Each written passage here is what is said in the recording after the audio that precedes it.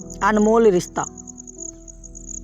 सेठ घनश्याम के दो पुत्रों में जायदाद और ज़मीन का बंटवारा चल रहा था और घर को लेकर विवाद गहराता जा रहा था। एक दिन दोनों भाई मरने मारने पर उतारू हो चले तो पिताजी बहुत ज़ोर से हंसे।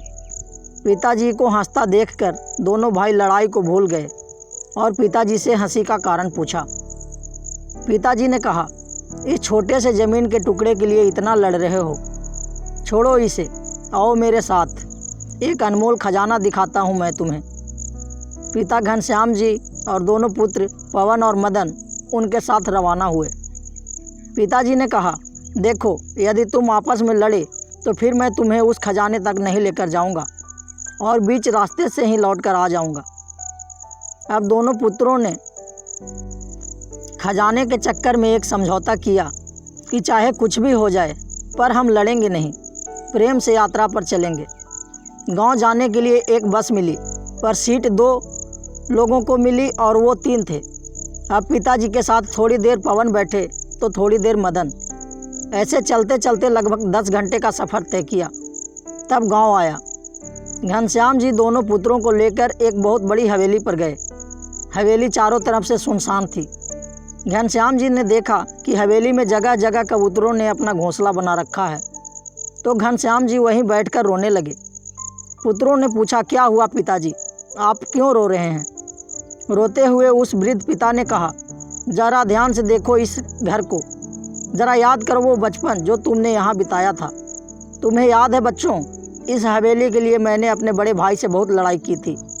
ये हवेली तो मुझे मिल गई पर मैंने उस भाई को हमेशा के लिए खो दिया, क्योंकि वो दूर देश में जाकर बस गया और फिर वक्त बदला, एक दिन हमें भी यह हवेली छोड़कर जाना पड़ा।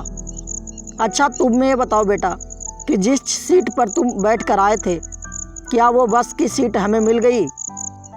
और यदि मिल भी जाती तो क्या वो सीट हमेशा हमेशा के लिए हमारी हो जाती? मतलब कि उस सीट पर हमारे सिवा कोई और ना बैठता? दोनों पुत्रों ने एक साथ कहा कि ऐसा कैसे हो सकता है? बस की यात्रा तो चलती रहती है और उस सीट पर सवारियां बदलती रहती है। पहले हम बैठे थे, आज कोई और बैठा होगा और पता नहीं कल कोई और बैठेगा। और वैसे भी उस सीट में क्या धरा है जो थोड़ी सी देर के लिए हमारी है? पिताजी पहले हंसे और फिर आंखों में आंसू भरकर बोले, देखो, यही मैं तुम्हें समझा रहा हूँ कि जो थोड़ी देर के लिए तुम्हारा है, तुमसे पहले उसका मालिक कोई और था। थोड़ी सी देर के लिए तुम हो और थोड़ी देर बाद कोई और हो जाएगा। बस बेटा, एक बात ध्यान रखना कि इस थोड़ी सी देर के लिए कहीं तुम अपने अनमोल रिश्तों की आहुति ना दे देना। यदि पैसों का प्रलोभन आए तो इस हवेली की इस स्थिति को देख लेना कि अच्छे अच्छे महलों में भी एक दिन कबूतर अपना घोंसला बना लेते हैं। बेटा, मुझे यही कहना था कि बस की उस सीट को याद कर लेना जिसकी रोज़ सवारियां बदलती रहती है। उस सीट के खातिर अनमोल रिश्तों की आहुति न दे देना। जिस तरह से बस में यात्रा की तालमेल बिठाया था, बस वैसे ही जीवन की यात्रा में भी तालमेल बिठाते रहना।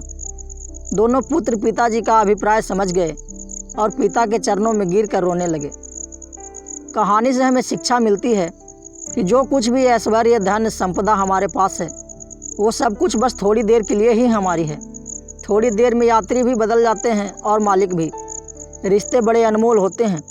छोटे से ऐश्वर्य, धन या संपदा के चक्कर में कहीं किसी अनमोल रिश्ते को ना खो दें। धन्यवाद।